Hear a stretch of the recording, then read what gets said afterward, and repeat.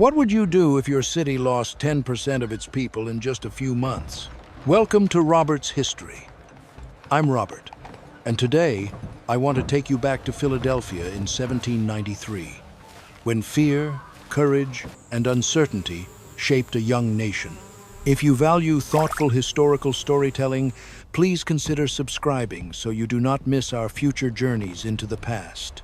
This video uses symbolic imagery that may not exactly match every detail, and I truly appreciate your understanding. I hope you find these moments both reflective and relaxing. In the summer of 1793, Philadelphia was not just a busy port on the Delaware River. It was the largest city in the United States and, for a time, the nation's temporary capital, a place where politics, printing, and trade all met in the same humid streets.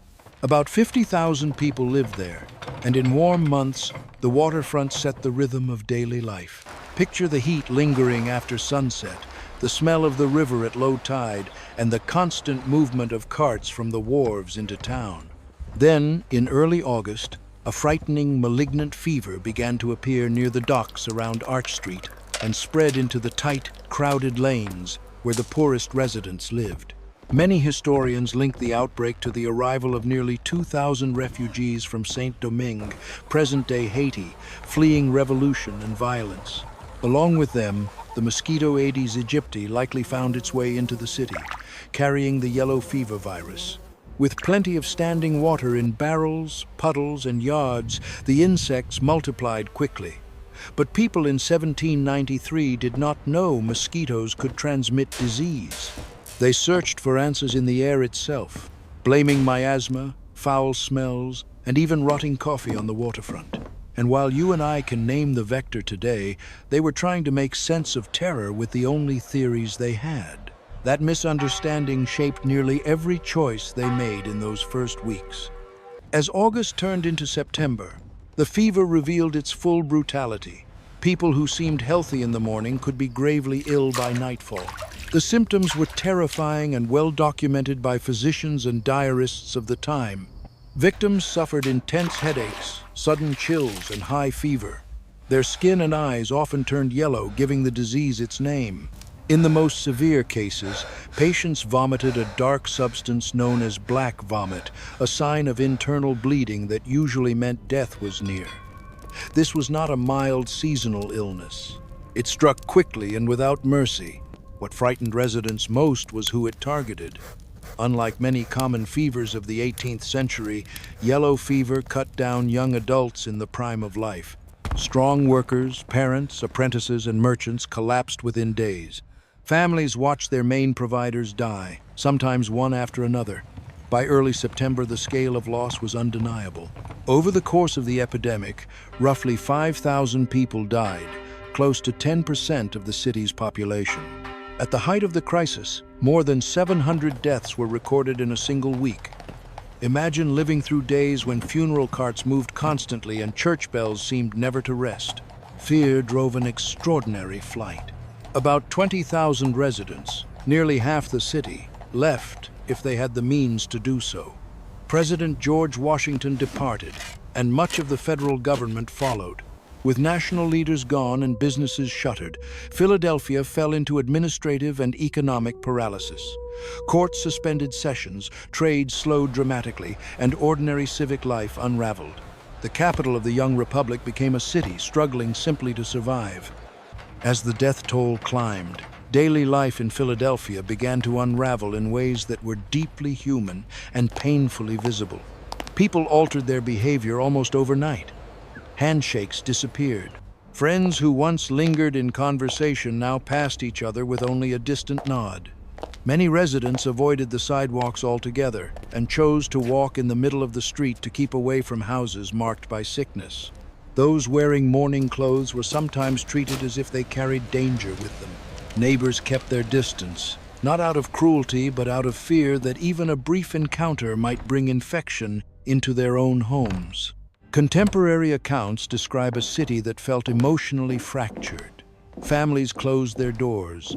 Some parents kept children away from relatives who showed the slightest sign of fever. Trust eroded under the pressure of survival.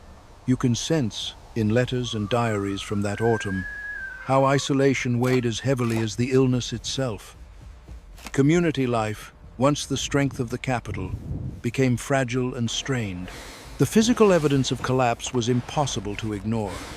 Carts carrying the dead moved steadily toward Potter's Field, the burial ground for those without private plots.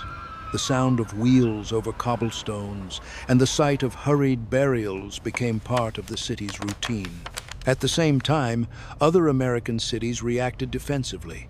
New York and Baltimore imposed strict quarantine measures, restricting entry from Philadelphia and limiting the movement of goods. The young republic's largest city became, in effect, isolated from the outside world. Commerce slowed to a crawl. Banks struggled as normal repayments faltered. Public offices reduced services or shut their doors. Markets functioned unevenly, and trade through the port declined sharply. In a matter of weeks, the political and economic heart of the United States felt suspended, caught between fear and endurance, waiting for relief that seemed slow to come. The medical response in 1793 reflected both urgency and deep uncertainty. Physicians were not indifferent or careless. They were working within the limits of 18th century knowledge, and those limits were severe. Dr. Benjamin Rush, one of the most prominent doctors in the city and a signer of the Declaration of Independence, became the leading advocate of what he believed were decisive interventions. He argued that the body had to be aggressively purged of toxins. His treatment combined strong doses of calomel, a mercury compound, and halap to induce repeated purging. If a patient's pulse remained full or tense, he recommended bloodletting, often removing between 240 and 300 milliliters at a time. Rush believed that this approach could break the fever's hold.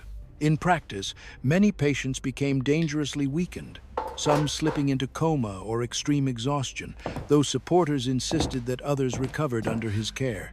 Not all physicians agreed.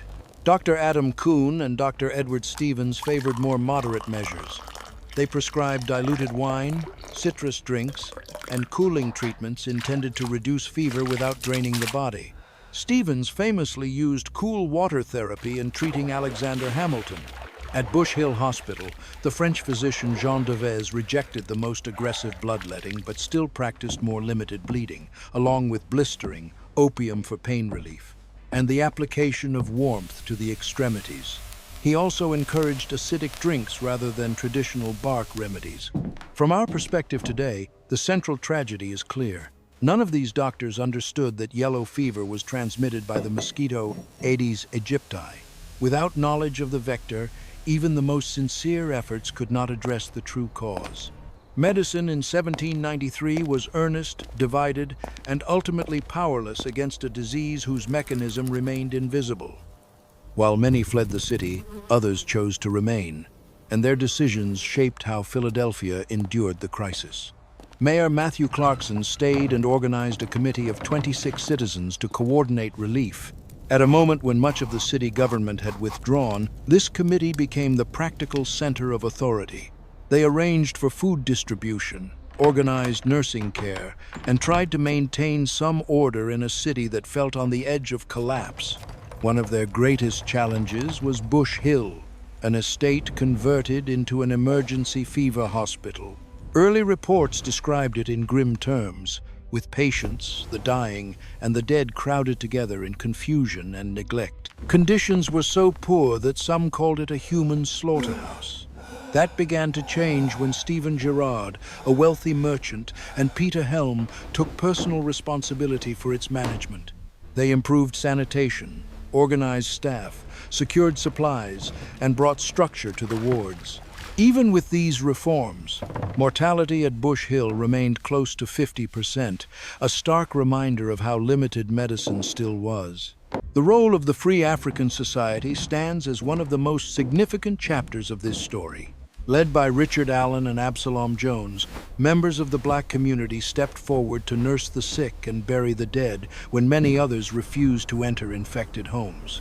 At the time, Dr. Rush believed people of African descent might possess natural immunity, a belief that proved incorrect. Black caregivers became ill and died at rates similar to white residents. Yet they continued their work, moving from house to house, offering care and dignity in the face of fear. After the epidemic, some critics accused them of profiteering, claims that Allen and Jones publicly refuted in print to defend their community's honor. When we look back, their courage feels undeniable. In a season defined by panic, these individuals and groups chose responsibility over retreat, and their actions remain central to how the city survived. Climate played a decisive role in both the rise and the end of the epidemic, even though people in 1793 did not fully understand why. The summer was intensely hot and humid, conditions that allowed mosquitoes to thrive. Aedes aegypti breeds easily in small amounts of standing water, and in a busy port city that meant barrels, gutters, yards, and dockside containers all became ideal habitats. In that heavy heat, the insect population expanded rapidly, sustaining the transmission of yellow fever from person to person. When heavy rains arrived in late September, many residents hoped the downpours would cleanse the air and wash away the disease. Instead, the rain likely created more pools of standing water, indirectly supporting further mosquito breeding. From a modern perspective, we can see how these environmental conditions prolonged the outbreak, even as citizens searched for relief through sanitation and prayer. What finally changed the course of events was not a new treatment or policy, but the weather. In early November, frost began to settle over the city at night. Freezing temperatures sharply reduced the mosquito population and disrupted the chain of transmission. Cases declined soon after. On the 14th of November, 1793, Philadelphia was officially declared safe. For residents who had endured months of fear, the arrival of cold air felt like deliverance, even if the science behind it would not be confirmed for another century. When the fever finally receded, Philadelphia was left with grief, but also with hard lessons that reshaped the city and influenced the young nation. The epidemic exposed weaknesses in sanitation, governance, and emergency coordination that could no longer be ignored. In the years that followed, civic leaders placed far greater emphasis on urban cleanliness. Efforts were made to clear refuse from wharves, markets, and streets. Residents were encouraged to improve ventilation in their homes, apply whitewash to walls, and treat privies more carefully. Although they still misunderstood the exact mechanism of transmission, the focus on cleaner environments marked an important shift. Quarantine policy also evolved. Pennsylvania authorities strengthened port regulations, requiring ships arriving from regions associated with yellow fever to undergo isolation before passengers and cargo could disembark. Other cities refined their own inspection systems and checkpoint practices. These measures reflected a growing recognition that public health required organized oversight rather than ad hoc reactions. The crisis also demonstrated the value of coordinated emergency response. The committee system used during the epidemic offered a practical model for rapid civic action in times of danger. Hospital administration, especially the reforms implemented at Bush Hill, influenced later thinking about how to manage medical facilities under pressure. Even imperfect structures were better than chaos. Social consequences were equally significant. The suffering of widows, the poor, and newly orphaned children inspired more durable charitable efforts. In 1795, the Society for the Relief of Poor Women and Children was founded to provide sustained assistance beyond the immediate crisis. Taken together, these developments helped lay early foundations for organized public health in the United States. The epidemic did not create modern medicine, but it forced Americans to confront the idea that safeguarding community health was a shared civic responsibility. The yellow fever epidemic of 1793 exposed how fragile the early American Republic truly was. Philadelphia was not only a major city, but the temporary seat of national government, and yet it could be brought to a standstill by a disease no one fully understood.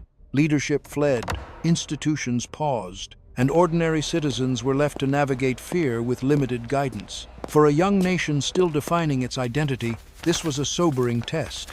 The crisis also revealed the limits of 18th century medicine. Physicians acted with conviction and sincerity, but without knowledge of viruses or mosquito transmission, their tools were blunt and often ineffective.